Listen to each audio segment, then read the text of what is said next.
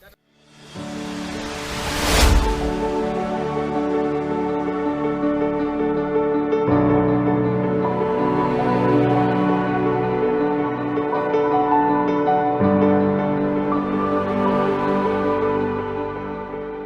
Long ago, Baringo, an area classified as arid and semi-arid, was dry, bare, and dusty. And to solve this problem, a plant was introduced in the 1970s, the Prosopis juliflora.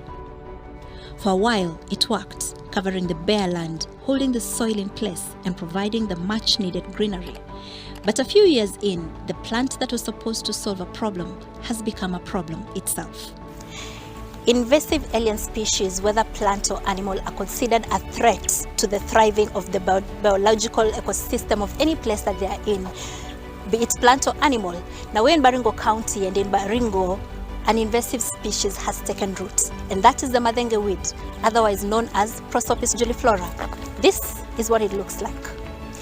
A lot has been said about this plant, whether positive or negative, and so Asals this week is in Baringo County to establish exactly how the people feel about this plant and what plants are being put in place to control its spread.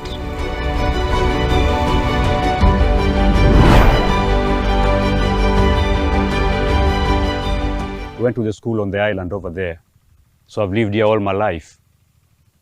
And I've seen Mathenge coming into Baringo. People call it Mathenge. We know it as mesquite, in other words, or you can call it Prosopis juliflora. There are several species. Yeah, we can't go into details for that.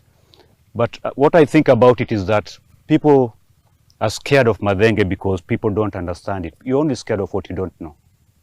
Once you know about it, then you won't cut it down anyhow. First of all, nobody's going further to get fuel. The wood is hardwood. Furniture made from this are selling for top price in Nairobi. Go check.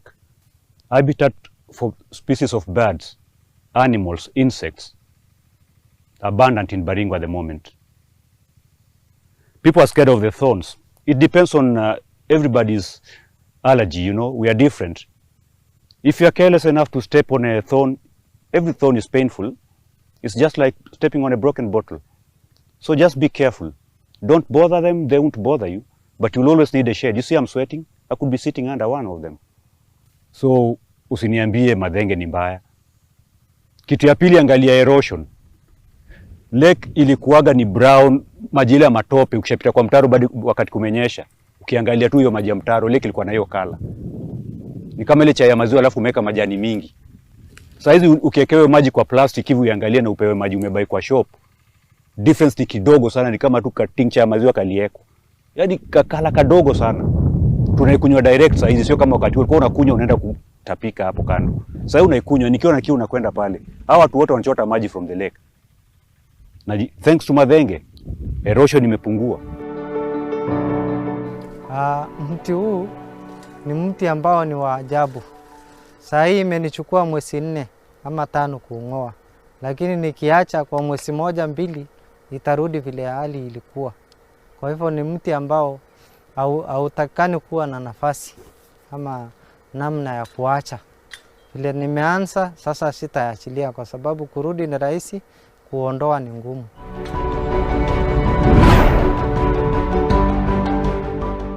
The spread of Prosopis weed has caused a significant negative impact on the environment and the livelihoods of pastoral communities.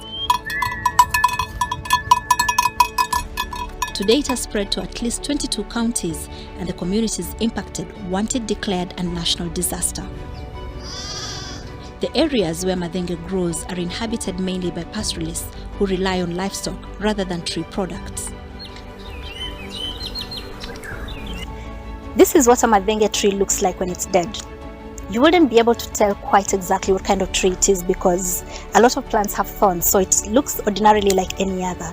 However, this is usually the only green tree in the arid lands of Baringo whenever, even at the height of a drought, because where a Mathenge tree grows, nothing else can grow. There's no grass, even on the ground, there's no grass. Now this land, particularly where we're standing, is just on the shores of Lake Baringo, and just a year or 2 ago it was underwater when the rising lakes happened, and when the water receded to just a few meters behind me, the rest of the place remained like a burial ground for Mathenge weed.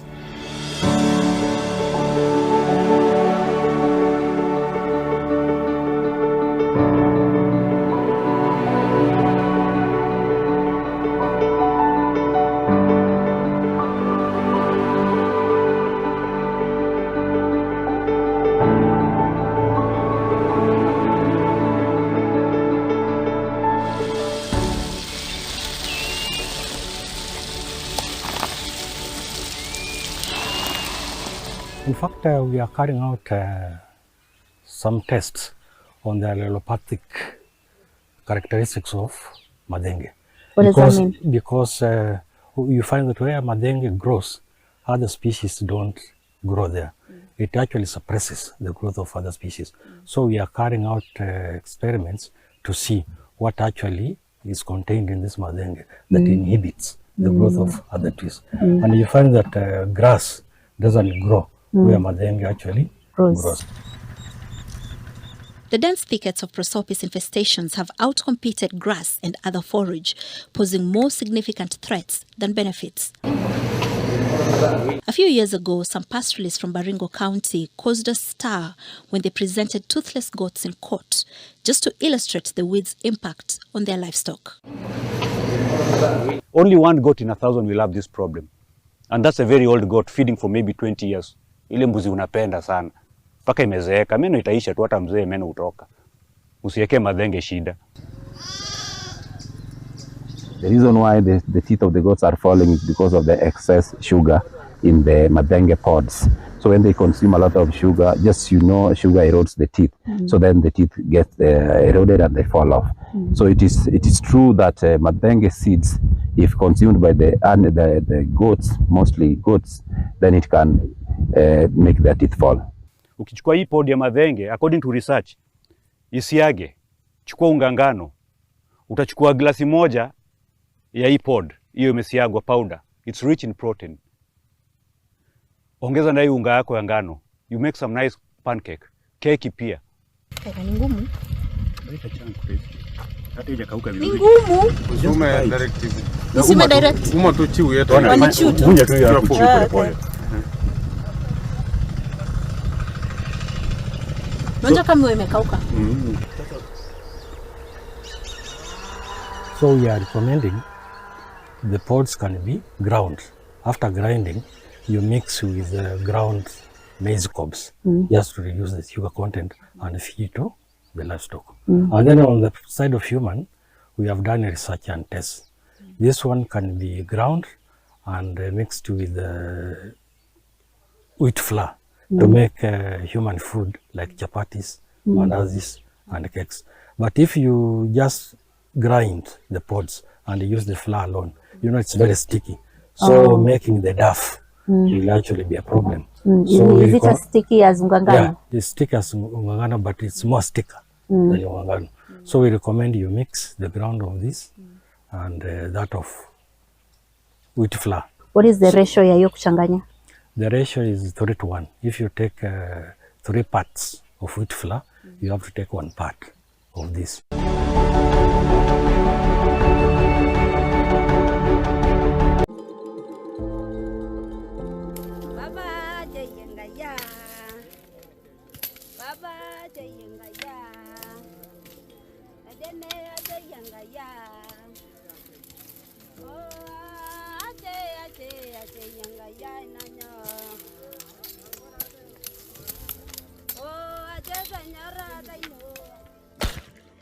In parts of Baringo, the community has learned to literally hack the Mathenge tree as an adaptation mechanism.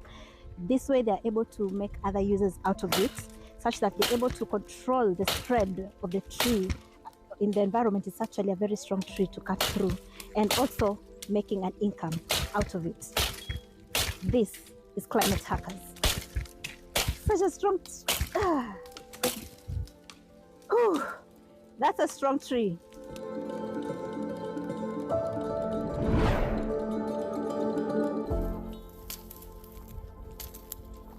Over the last few years, the Kenya Forestry Research Institute has been working with the communities in Baringo to find economic uses for the Mathenge tree, even as the country works on a more permanent solution to curb its spread.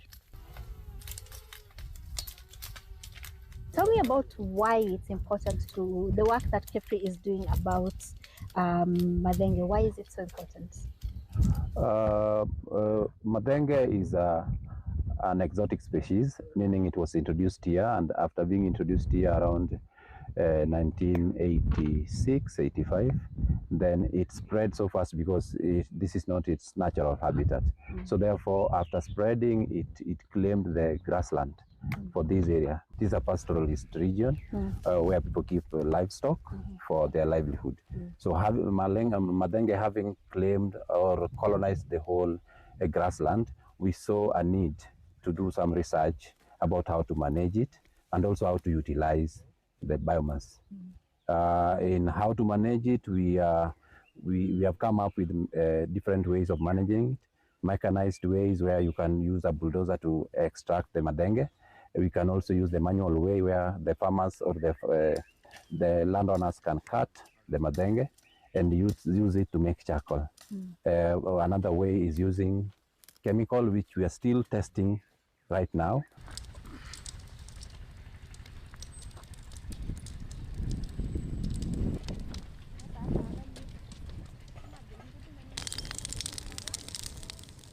Oh my God, it is so hot here. How many temperatures is that kiln? It's between 400 degrees to 600. 400, 600? Yes. How do you get it to be that hot? So for us, through the biomass itself, it generates the methane and the fuels, oil, so it burns and it helps us to ascertain the temperature. And also having the shape of that Kontiki kiln is that in a cone shape, it helps us to maintain the temperature, to attain the temperatures. So it's you're not adding any fuel, it's just the Mathenge itself? Yes, the Mathenge There's no itself. accelerant? Yes. Hakuna mafuta taa hapo ndani? Hakuna kitu yote. Ni Mathenge tu Ni yenyewe? Mathenge peke yake. So you're converting it into biochar? Yes. How long does it take for that kiln to complete that combustion process? Let's say it's around when you start at 8 a.m. in the morning, by 1 the Kontiki should be full. And you don't need to restart the fire? Yeah, we can restart the fire if you want to do 2 rounds a day. You can put off the fire, scoop the biochar from to the bags. And you restart. And How do you maintain that temperature to be that hot? It's just the Mathenge itself, because they keep adding. When the top layer burns, they keep adding more of the Mathenge. So that the reason why we are adding, trying to avoid for it to become ashes, to burn to ashes, so that we limit oxygen there. Okay, so how close can we go before the heat becomes uncomfortable? We are now just barely 10 feet away. But if you're used to this one, we can move even closer, because when we usually take temperatures, we come up to here with our gun to take temperatures. The temperature gun. Yes. I even here can feel how hot it is. Yeah. What is this pipe at the bottom? So this one is the to release excess water, to quench excess water after putting on the fire, because when the biochar is ready, we use water to put on fire. So for this one is just a tap, so that we open, then the excess water comes out. So very basic question, what is biochar? Biochar is just like charcoal, but with the biochar, we burn under high temperatures with the limited oxygen. Yeah. How, and charcoal, what do you do with charcoal for it not to be? Because charcoal naona wakifunika na mchanga. Yes. Could you also make biochar by kufunika na mchanga? No, we are not going to make biochar kufunika na mchanga, because we want to maintain to attain their temperatures. Oh, the so difference here is the temperature. temperatures. Yes. Oh, okay. So the gunias I see around us, this is what comes out of there? Yeah, this is one that comes out of there. This is biochar. So this is already biochar? Yeah, this is biochar. Nikiweka kwa jiko itawaka? Haitawaka hii. Kwa nini? Because iko very light, and also it was prepared under high temperatures. So haiwezi waka kwa jiko. Haiwezi waka kwa jiko? Yeah. Okay. So now for it to be, we've spoken to the community and they said you're using it for fertilizer. Yes. So the burnt plant material, what is it about it that makes it good fertilizer? So as biochar itself, it's not a fertilizer. It's just a soil amend it's amend the soil. It holds water 2 times its weight. But for you to make it fertilizer, you need to charge. And one thing, if you're going to charge, you use the manure mostly here. Even if you can use farmyard manure, poultry manure, or also you can use rabbit urine to charge. So we're going to charge maybe for at least 14 days for it to be ready to be used as fertilizer. Used as fertilizer. Okay. That one will be a biochar fertilizer. Yeah.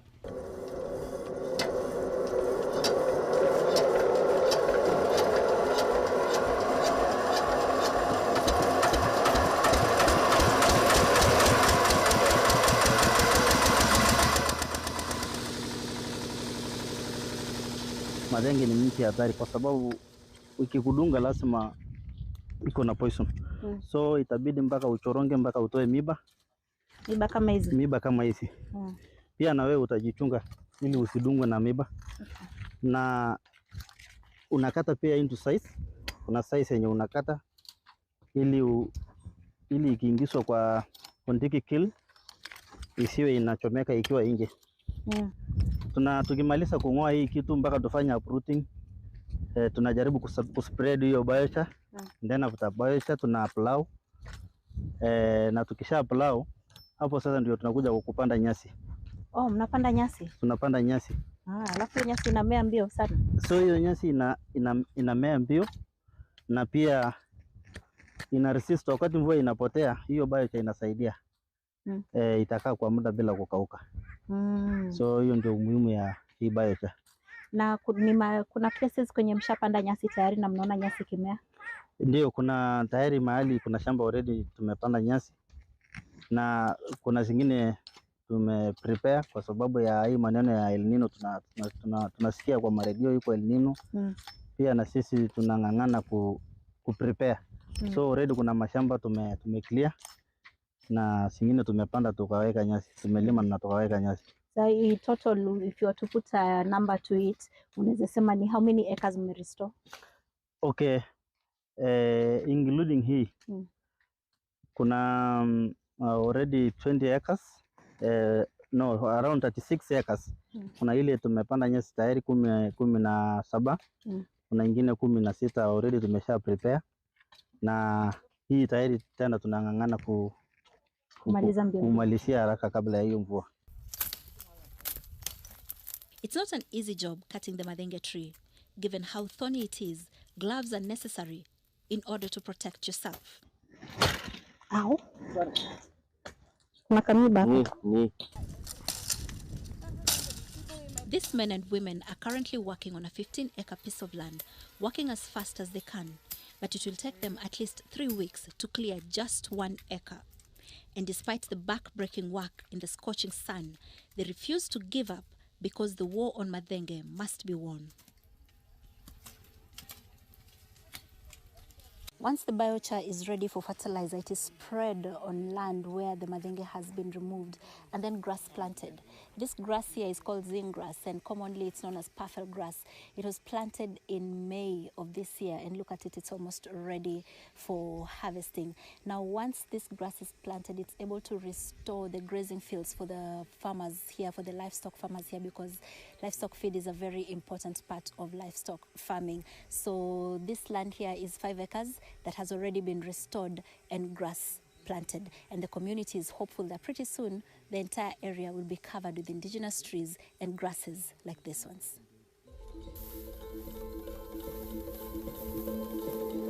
Ningefurahia sana kuona community wakisaidika, sana sana wakiwa na mapato, kwa sababu wakipata kitu kwa siku at least kila familia watafurahia process badala walalamike. Wameshajua mambo ya management, thinning and pruning, na pia kuspace kwa mashamba wakati wanapanda nyasi. Wanyama pia watapata kifuli kwa nyasi, community wanauza mbegu. Sasa unaona nyasi inafanya vizuri, so ile mvua ilileta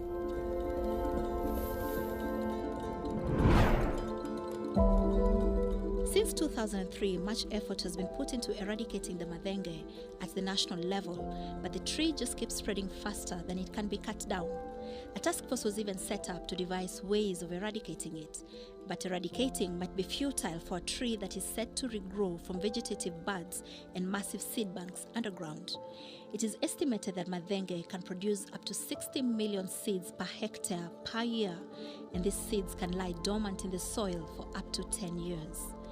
Currently, KEFRI is developing an economically feasible and environmentally sustainable management plan to control the spread of Mathenge.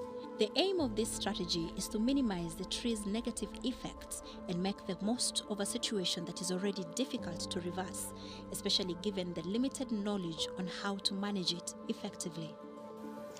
For some Baringo locals, there can never be anything positive to come out of the Mathenge weed, and it's just best to remove it and return the landscape to what it was originally before the Mathenge ever came.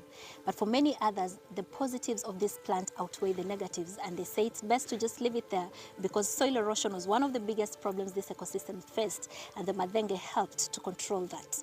But one thing that is clear is that today the Mathenge has spread to over 22 counties, and these counties have been struggling with how to contain its spread. You can see how much area one of those plants covers. And so the Kenya Forestry Research Institute is coming up with a master plan that will guide how this Mathenge weed is controlled, including some of the uses that can be put in place. Asals wraps it up in Baringo County. See you again next week.